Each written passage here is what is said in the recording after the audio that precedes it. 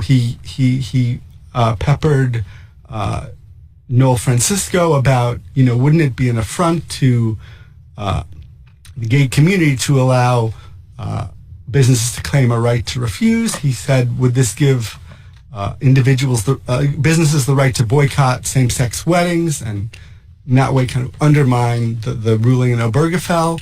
But he also questioned Colorado's Attorney General in pretty strong terms, saying that they had not been tolerant or respectful of the bakers' religious views. So Kennedy, it's not clear exactly where he is. It's possible that is more interested in the freedom of religion arguments than the freedom of speech arguments. I've seen some commentary to that effect, but I think he's sort of working it out. Mm-hmm. In that regard, and I think our whole society obviously is working this out. Race was mentioned so much in the court, and I think because everyone, realizes that no, we're not going to this society is not going to let people discriminate on the basis of race because they say it's their religion, right? And Justice Sotomayor brought up that there are people who believe that.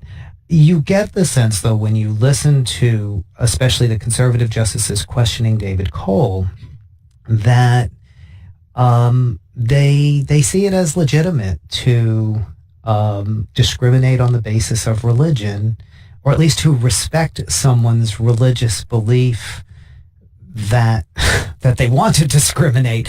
It was very strange to just hear them talking about this religious accommodation on just this one issue, when we know that, again, and on race, there are people who believe they should be able to discriminate, mixed marriages are wrong or whatever, but even other religions. I mean, I was surprised nobody brought up, can the baker turn away a Muslim wedding, a Jewish wedding? You can't discriminate against other religions either. That doesn't seem acceptable, but I get this sense that they still see the gay thing as something that, and maybe it's because in many religious beliefs, it's still a mainstream idea that you don't accept homosexuality.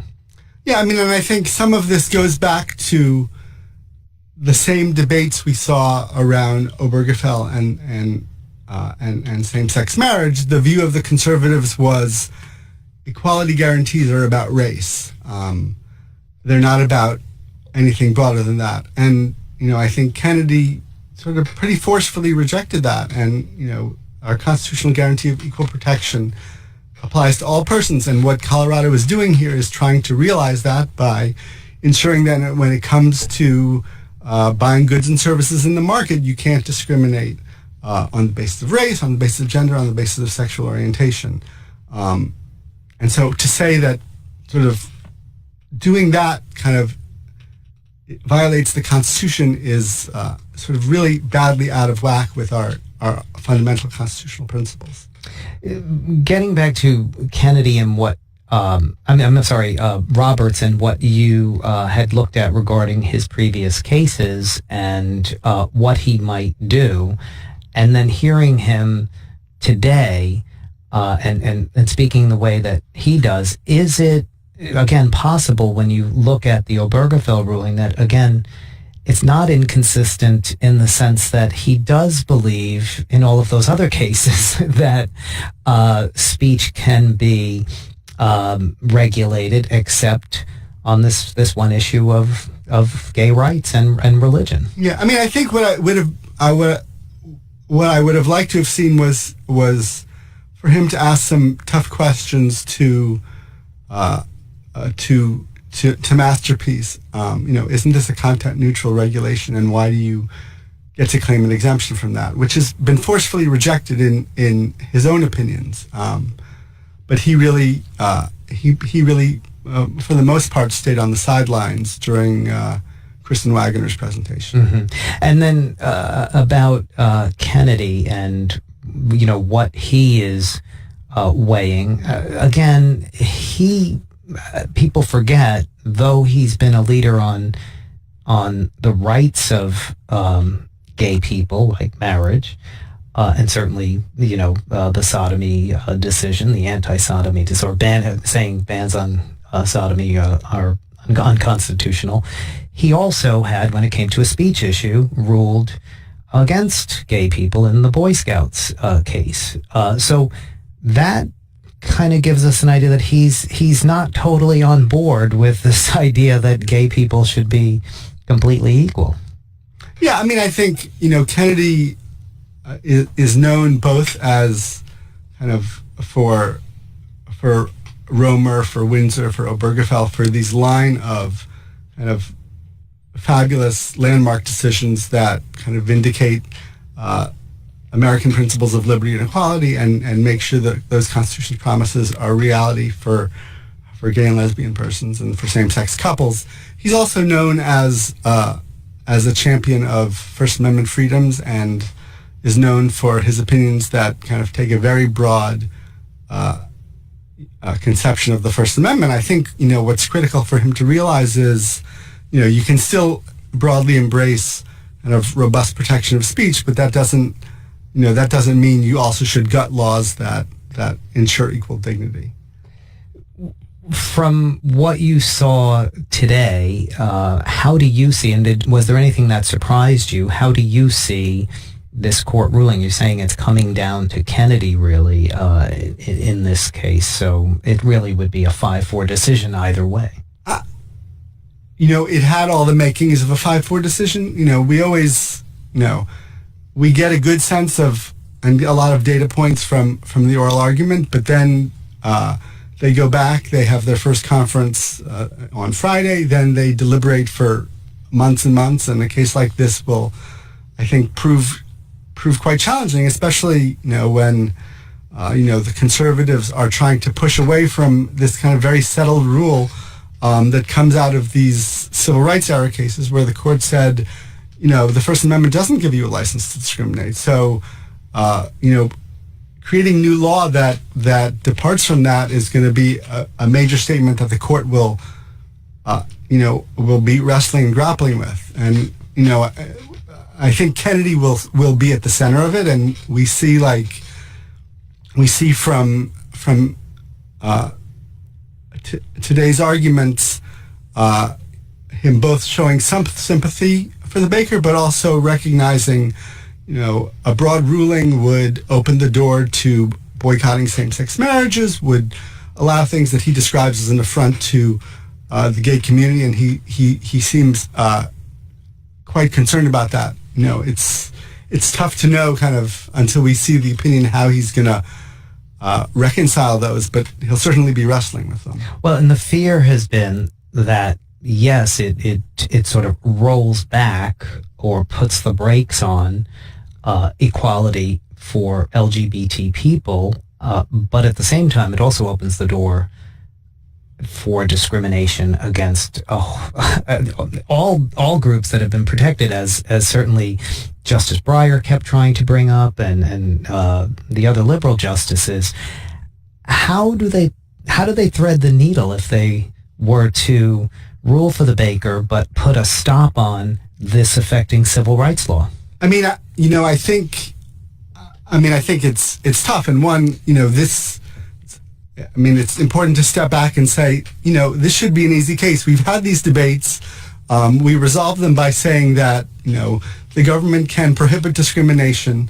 You can look back all the way to debates over the Civil Rights Act. These kinds of First Amendment arguments have been leveled against civil rights laws for decades and decades, and the court has always said, no, the government can prohibit discrimination, and the fact that you want to discriminate against minorities doesn't give you a constitutional right to do so. The court has said that. It should reaffirm that. But, I think, and this goes to some of what you said, there's a sense in which among some of the conservative justices that it's acceptable to discriminate. Mm-hmm. And that's certainly, of course, you see that sort of laid out in sort of their dissents in Windsor, their dissents in Obergefell, and the danger, which, I think David Cole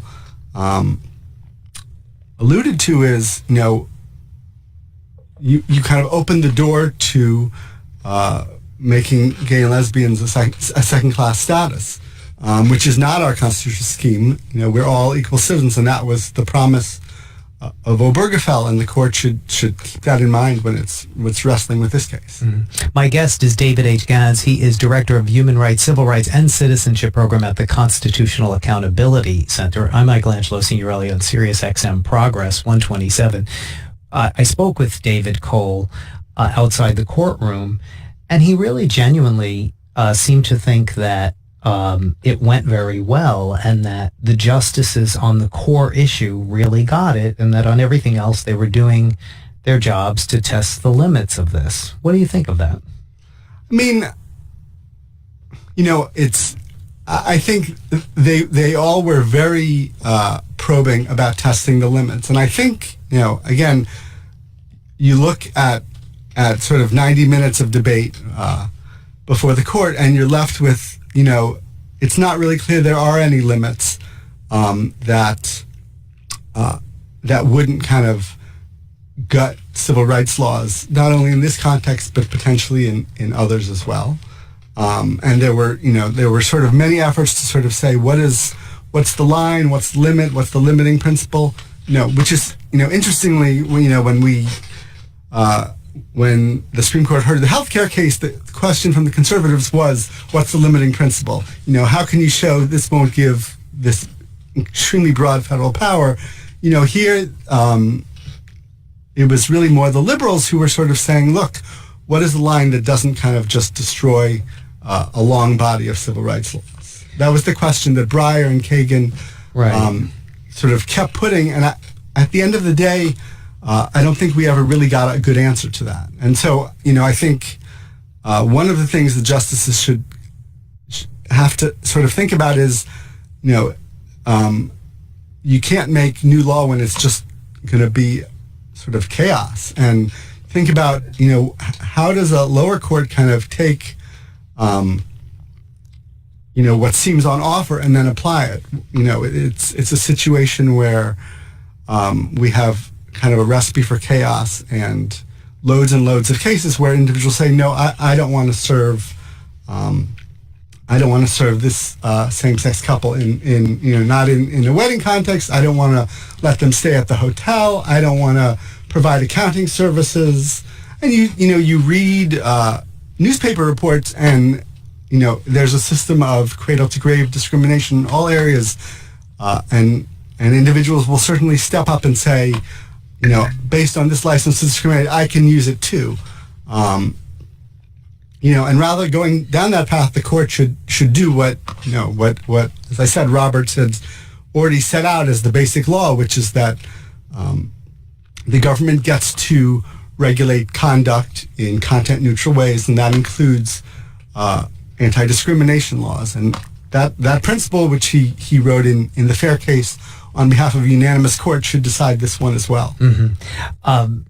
But maybe I have this, wrong, my reading of it. I'm certainly not a legal expert, but it seemed like when they had a difficult case, but they wanted to just do what they wanted to do, they just sort of, this isn't meant to mean this. And, and Hobby Lobby is an example of that. And again, I may be wrong. You've obviously written quite a bit about Hobby Lobby, but, the fear, of course, has been that Hobby Lobby opens the door to all kinds of discrimination. And then we have Justice Alito in the decision saying, this isn't meant to apply to race. And then we had Justice Kennedy go a little further and say, this isn't meant to apply to other groups. And that's kind of the way they think they took care of it. Right. I mean, I think it's the same dynamic in many ways playing out.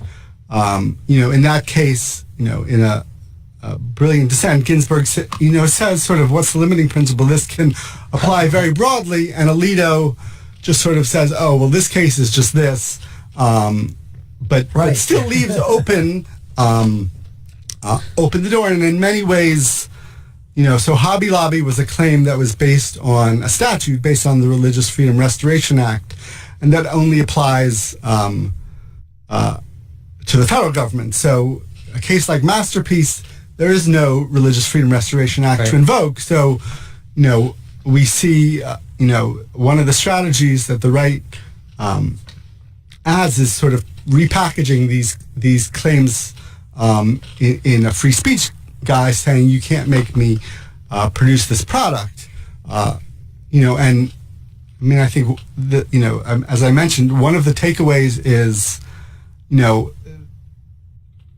resulting doctrine is such a mess because there seems like there's no kind of coherent, intelligible principle that explains what differentiates this from so many other examples in civil rights law.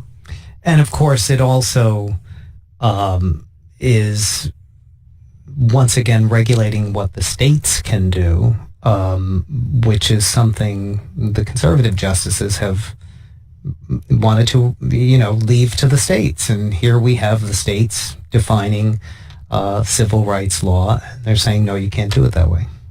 Yeah, no, that's exactly true. Mm-hmm. It's saying states, are forbidden from prohibiting discrimination and forbidden from acting to kind of realize kind of fundamental values that are the core of the Constitution. Mm-hmm. Well, I want to thank you so much for coming in and speaking with us and giving us your take on this. Obviously, we'll be talking about it until the ruling and probably after that as well. Thanks so much for having me. Thank you. David Gans is Director of Human Rights, Civil Rights, and Citizenship Program at the Constitutional Accountability Center. We're back in a few minutes.